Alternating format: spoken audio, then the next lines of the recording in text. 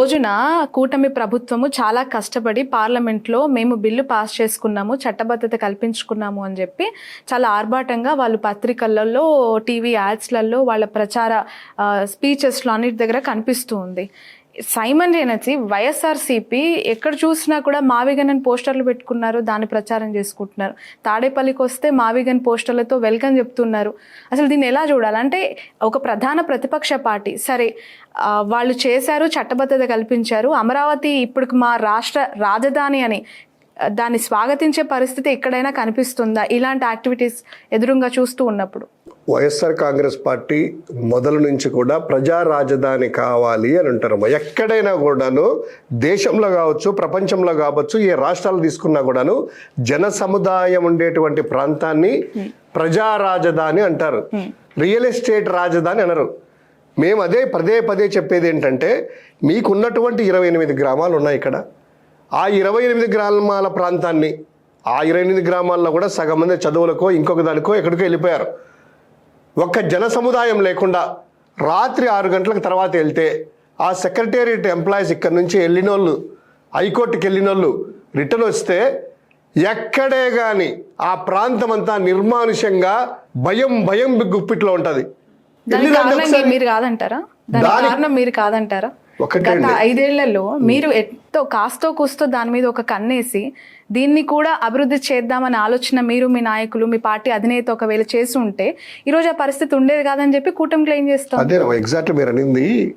జగన్మోహన్ రెడ్డి గారు చేయాలన్నా, చంద్రబాబు నాయుడు గారు చేయాలన్నా ఏదైనా కూడాను తక్కువ ఖర్చుతో అన్ని ఫెసిలిటీస్ మనకు అనుకూలంగా ఉన్నప్పుడు, జనాభా ఉన్నప్పుడు, కనెక్టివిటీ ఉన్నప్పుడు, పోర్ట్లు ఉన్నప్పుడు, రైల్వే జంక్షన్లు ఉన్నప్పుడు ఆ ప్రాంతాన్ని ఆర్గానిక్గా ఉన్నటువంటి గ్రోత్ అయిన ఆ ప్రాంతాన్ని మనం తీసుకుందామా, లేదా ఎడారిలోకి వెళ్ళేసి అక్కడే మొత్తం అంతా ఒక నిర్మాణం చేసుకొని ఏదో బ్రహ్మానందం సినిమా ఉంది చూడండి, ఒక క్రియేట్ చేస్తాం, నేను వరల్డ్ క్రియేట్ చేసుకుంటాను, ఒక కొత్త ప్రపంచాన్ని క్రియేట్ చేస్తాను, నాకు తెలిసి అదుర్స్ సినిమా అనుకుంటా,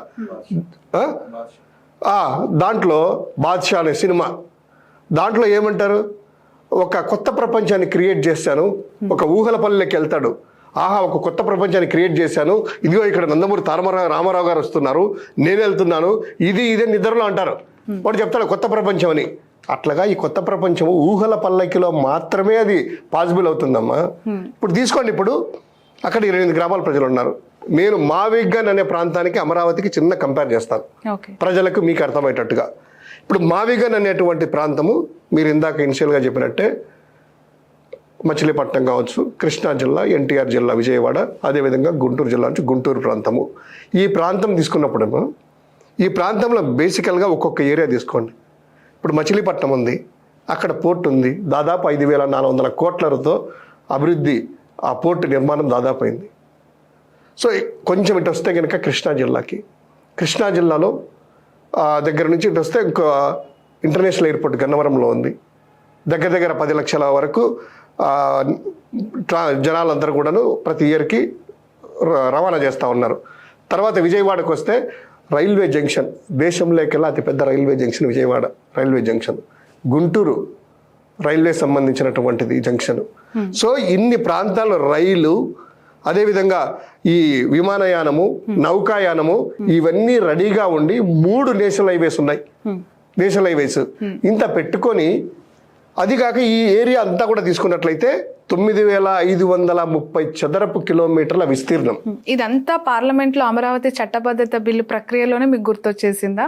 అదే రోజు చాలా ప్లాన్డ్గా జగన్ గారు మావిగన్ అంశాన్ని ఎందుకు లేవనెత్తారు? ప్లాన్ బి ఇది. జగన్మోహన్ రెడ్డి గారు ఫస్ట్ 5 ఏళ్ళ అధికారంలో ఉన్నప్పుడు ఎప్పుడు మావిగన్ ప్రపోజల్ లేదు, అమరావతికి సంబంధించి ప్లాన్ బి అని ఎప్పుడు ఓపెన్ గా షేర్ చేసుకున్న దాఖలాలు లేవు. ఎందుకు యాక్సిడెంటల్ గా మళ్ళీ కొత్త నినాదంతో ముందుకు వచ్చారు అనేది టీడీపీ వేస్తున్న ప్రశ్న. అంటే ఖచ్చితంగా అమరావతిని అడ్డుకోవాల్సిందే, వాళ్ళ ఇంటెన్షన్స్ అవే అనేది వాళ్ళు ప్రొజెక్ట్ చేస్తారు. పదే మేము చెప్పేది ఒకటే, అమరావతిని అడ్డుకోవాల్సిన అవసరం వైఎస్ఆర్ కాంగ్రెస్ పార్టీకి లేదు. రాజధాని ఉండాలనేటువంటిది మేము బలంగా కోరుకుంటాము. ఎక్కడ ఉండాలి? ఎక్కడ ఉండాలి? ప్రజలు ఉన్నప్పుడు రాజధాని ఎక్కడ ఉండాలి? మావిగన్ అనుకుంటున్నా మీరు రాజధానిగా ఉండాలనుకుంటున్నారా? మావిగన్ ప్రాంతంలో ఏదో ఒకటి రాజధాని అవుతుందా ఫ్యూచర్ లో? ఇప్పుడున్న అమరావతిని మీరు యాస్టీస్ మీరు అధికారంలోకి వస్తే కంటిన్యూ చేస్తారా, దాన్నే సమర్థిస్తారా? ఒకటమ్మా, మావిగన్ ప్రాంతం అనేటువంటిది చంద్రబాబు నాయుడు భేషజాలకి వెళ్లకుండా ఈ రాష్ట్రాన్ని 200 సంవత్సరాలు పూర్తిగా అడగదక్కుకోకుండా ఈ అప్పులు లేకుండా దగ్గర వాళ్ళు చెప్పినట్టు చంద్రబాబు నాయుడు గారు 2015 నుంచో మొదటి నుంచి ఒక మాట చెప్పేవాడు, ఎకరాకు 2 కోట్ల రూపాయలు అభివృద్ధి చేయడానికి అవుతుంది అన్నాడు. 50,000 ఎకరాలు మొదటి దశలో తీసుకున్నారు. తర్వాత ఇప్పుడు రెండో దశలో 50,000 ఎకరాలు తీసుకుంటున్నారు. మొత్తం 1,00,000 ఎకరాలు చంద్రబాబు నాయుడు గారి మాటల్లోనే బిల్డింగ్లకి దానికి కాకుండా ఈ లేఅవుట్ అభివృద్ధి చేయడానికి ఎకరాకు 2 కోట్లు అంటే 1,00,000 ఎకరాలకి 2 లక్షల కోట్ల రూపాయలు ఈ ప్రాంతాన్ని లేఅవుట్ డెవలప్ చేయడానికే అవుతుంది. ఒక బేసిక్ ఇన్ఫ్రాస్ట్రక్చర్ క్రియేట్ చేయడానికి 2 లక్షల కోట్లు అవుతుంది. ఎక్కడి నుంచి తెస్తారు? వాళ్ళేమో మాటలకేమో అమరావతి అనేది సెల్ఫ్ ఫైనాన్స్ ప్రాజెక్టు అంటారు. మరి వరల్డ్ బ్యాంక్ నుంచి, నాబార్డ్ నుంచి, తర్వాత జర్మన్ నుంచి, హడ్కో నుంచి, కేంద్రం ఇచ్చేటటువంటి నిధుల నుంచి ఇవన్నీ పోను రాష్ట్ర బడ్జెట్లో కూడా 6,000 కోట్ల రూపాయలు పెట్టారు దీనికి. అంటే మొత్తము ఈ రాష్ట్రంలో సంక్షేమ పథకాలు అమలు చేయకుండా, ఉద్యోగస్తులకి వాళ్ళకి చెప్పినటువంటి కమిట్మెంట్స్ ఇవ్వకుండా, రాయలసీమ ఎత్తిపోతల పథకం 956 కోట్ల రూపాయలు ఇప్పటికే జగన్మోహన్ రెడ్డి గారు ఖర్చు పెట్టిన దాన్ని కొంచెం ఖర్చు పెడితే మొత్తం సస్యశ్యామలు అవుతుంది కదా. తర్వాత పోలవరము 41 అడుగు 41 మీటర్లకు తగ్గించారే, 45 మీటర్లు కడితే ఉత్తరాంధ్ర, అదేవిధంగా వంశధార, నాగావళి సస్యశ్యామలు అవుతాయే. అంతెందుకమ్మా, ప్రైవేటు మెడికల్ కాలేజీలు 17 రాష్ట్రంలో వస్తే 5,000 కోట్ల రూపాయలు దాని మీద ఖర్చు పెడితే 17 మెడికల్ కాలేజీలు ప్రభుత్వం వయ్యి ప్రభుత్వ పేదలకు వైద్యం అందడమే కాకుండా పేద బడుగు బలహీన వర్గాలకి మెడిసిన్ చేసే అవకాశం ఉండేటువంటి వాటికి 5,000 కోట్ల రూపాయలు మా దగ్గర డబ్బులు లేవో అని అంటారు. 2 లక్షల కోట్ల రూపాయలు ఎక్కడి నుంచి తెస్తారు? మోసం చేయడం కదా, ఆ రైతులు మోసం చేయడం కదా, ప్రజలు మోసం చేయడం కదా.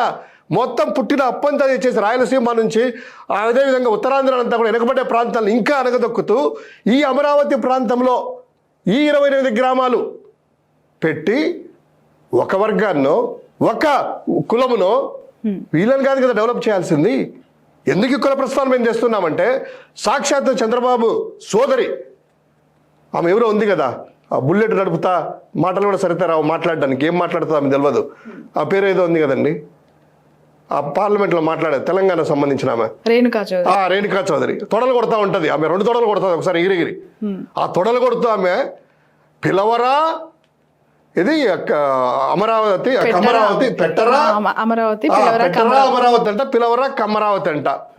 సాక్షాత్తు పార్లమెంటులో ఒక వ్యక్తి, పార్లమెంట్లో రాజ్యసభ ఎంపీ వాళ్ళ కులం గురించి మాట్లాడి అమరావతిని కమరావతిని వాళ్ళే అంటుంటే ఈ రాష్ట్ర ప్రజలు, మిగతా వర్గాలు, కులాలు నివ్వెరబోతున్నాయి. ఇదేందని దాన్ని ఖండించేటువంటి నాదుడే లేదు. ఏం చంద్రబాబు నాయుడు ఖండించలేడా? ఇది అమరావతి కాదమ్మా, ఇది అందరిది అని. లేదు, ఎందుకంటే వాళ్ళకు కూడా కమ్మగా ఉంటుంది కదా. Right. Let's last question of Mavigan. ఓపెన్గా చెప్పండి, ఏదైనా పొలిటికల్ బ్లండర్ చేయబోతున్నదా మావిగన్ అంశాన్ని మీరు లాంచ్ చేసిన తర్వాత, మీ పార్టీ అధినేత ప్రకటించిన తర్వాత, ఒక్కసారిగా మావిగన్ అనే పేరు బయటకు వచ్చిన తర్వాత కింది స్థాయిలో వైఎస్ఆర్సీపీ కార్యకర్తల్లో కావచ్చు, సానుభూతి పరుల్లో కావచ్చు, అబ్బా అసలు ఇదేంటి మళ్ళీ కొత్త స్లోగన్తో నెగిటివిటీ రాబోతుందేమో అని చెప్పి వాళ్ళే దీన్ని కన్విన్స్ అవ్వలేని పరిస్థితి, ఎక్కడో ఇబ్బంది పడుతున్న పరిస్థితి కనిపిస్తోంది సోషల్ మీడియాలో. సో దీన్ని ఎలా చూస్తున్నారు మీరు? నాకు తెలిసి ఈ మాట అని ఒక 7 రోజులు అవుతుంది అనుకుంటాను, 7 నుంచి 8 రోజులు అవుతుంది.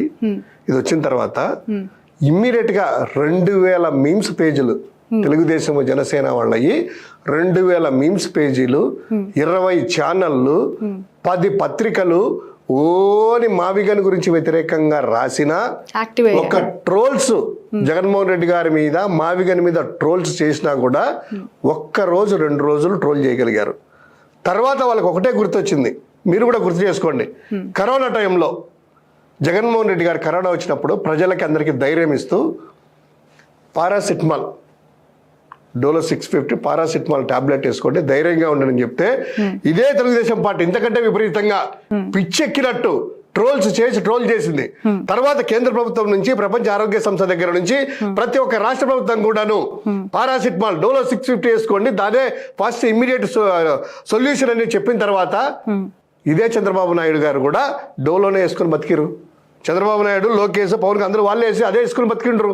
ట్రోల్ చేసిన అందరూ కూడా డోలో 650 దొరకక మెడికల్ స్టోర్లకు వేసి అదే తిని బతికిండ్రు. సో ఇప్పుడు ఏంటంటే అదే ఎగ్జాంపుల్ ఇప్పుడు తీసుకున్నట్లయితే మావిగన్ కూడా 2 రోజులు ఆర్భాటం చేయాలనుకున్నారు. కానీ ఇది రాజకీయ వాదన నుంచి, గుర్తుపెట్టుకోండి, రాజకీయ వాదన నుంచి ఆర్థిక వాదన వరకు వెళ్ళింది. ఈరోజు దాదాపు చంద్రబాబు నాయుడు చెప్పినటువంటి అంశాలని, జగన్మోహన్ రెడ్డి గారు చెప్పిన అంశాలని ఆర్థికవేత్తల దగ్గర నుంచి ఎడ్యుకేటెడ్ ఎంప్లాయీస్ అందరూ కూడాను 2 కంపేర్ చేసుకున్న తర్వాత yes, Mavigan is the right choice for the capital of Andhra Pradesh.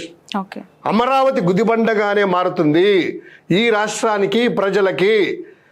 So Mavigan is the best solution, best capital for the future Andhra Pradesh అనేటువంటిది క్లియర్ కట్గా వచ్చింది.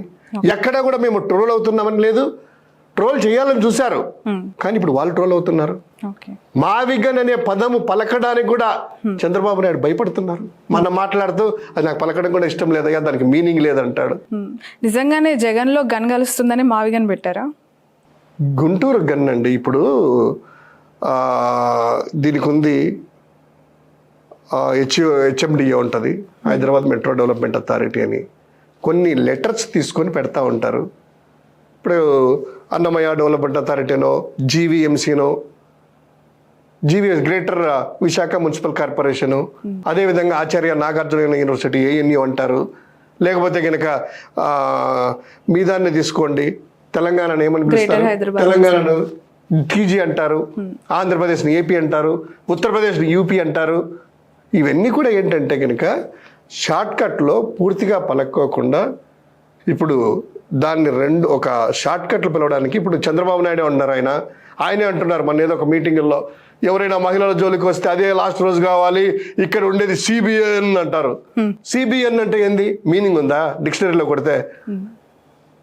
చంద్రబాబు నాయుడు అంట, చంద్ర సి అంటే బాబు అంటే బి, ఎన్ అంటే నాయుడు అంట. వాళ్ళ మామూలు ఎన్టీఆర్ అంటా ఉంటాడు, ఎన్టీఆర్ అని. నందమూరి తారక రావు పిలవచ్చు కదా, ఎన్టీఆర్ అంటే డిక్షనరీలో ఉందా మీనింగ్? ఏదైనా కూడాను ఒక పదం అనేటువంటిది పలికినప్పుడు ఒక షార్ట్కట్లో పిలుస్తారు. సో అల్టిమేట్గా ఏంటంటే మావిగన్ అనేటువంటిది ఒక గ్రోత్ కారిడార్, ఇండస్ట్రియల్గా పరంగా కావచ్చు, అదేవిధంగా ఇన్ఫ్రాస్ట్రక్చర్లో కావచ్చు, గ్రోత్ కారిడార్. సో మావిగన్లో జగన్మోహన్ రెడ్డి గారికి గన్ ఉందంటే ఇంక పేరు మార్చుకోండి.